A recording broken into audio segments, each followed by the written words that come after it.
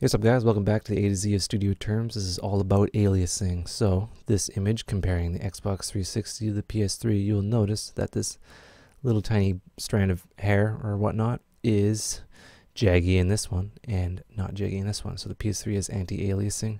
It's basically filling in pixels with information, and it kind of smooths it out. And audio works the same way with aliasing. When you have a piece of sound that exceeds the capable resolution transient of the signal or the host. So I'm going to show you what that sounds like. I'm going to show you what aliasing sounds like. So this is pretty bad aliasing. So what I'll do is I'll open this guy right here. We're going to type in LOL. We're going to type in the test tone. We're going to drop the test tone in there.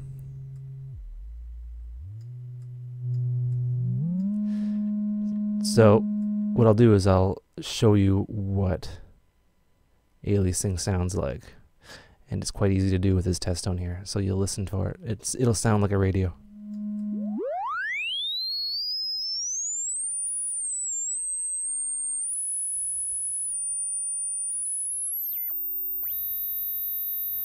Right? My apologies to the sound department. You'll notice that those weird kind of harmonics going on there. This is no longer a sine wave. It's almost like modulated.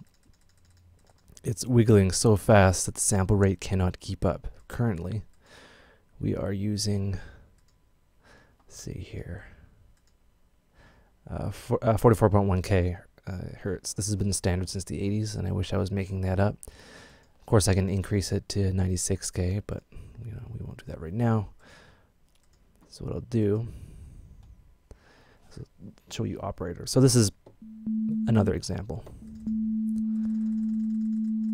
right? So you have a pretty sine wave, and it's reflected in our oscilloscope and our spectrum analyzer. Single harmonic, right? As we move up,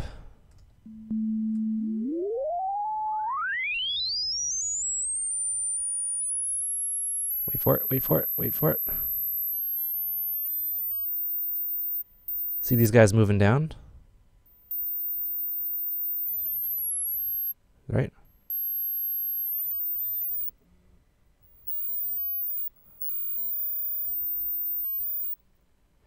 See all those? Well, if you can hear this, I apologize, but if you see that, you might even actually hear this on YouTube, the aliasing. If you can hear that, see all those they're kind of like negative harmonics.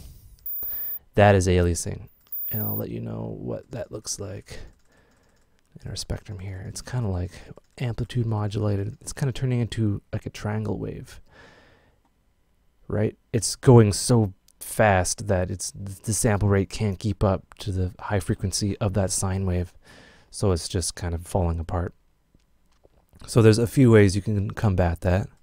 One is leave it in, because some of our favorite digital synths from yesteryear, they aliased. The JP 8000 series that I have in front of me, it aliased, but that's how it has its sound. It would create like these really interesting kind of harmonics that way. So yeah, you can just leave it in. You can also work with a high quality sample rate. So 44.1 or 44,100 has been the standard since the 80s. That is CD quality. 48, I believe, is DVD, and they double from there. So the double of 44.1 is 88.2. The double of 48K is 96K, right? So that would be oversampling. So now we're going to get into oversampling, which I'll kind of explain here. So instead of using the whole project, the whole CPU, or utilizing things that might not need it, like lower end bass sounds don't need to worry about aliasing. High frequencies do. So when you're EQing higher frequencies, you turn on oversampling. So this will turn this 44K chain into an 88 K. So it doubles and it oversamples. So you can EQ the high end without having any issues. You can accentuate those kind of positives, and then it downsamples it using magic into the summing, and it comes out the master. And that's basically how that works. But yeah, that is aliasing. It's generally harmonics created when the digital to analog conversion or the analog to digital conversion doesn't work out that well. So to combat that, if you're recording, always record in 96K, like the highest quality you can. And yeah, you'll have a good time if you do it that way. All right, take care and have a good one.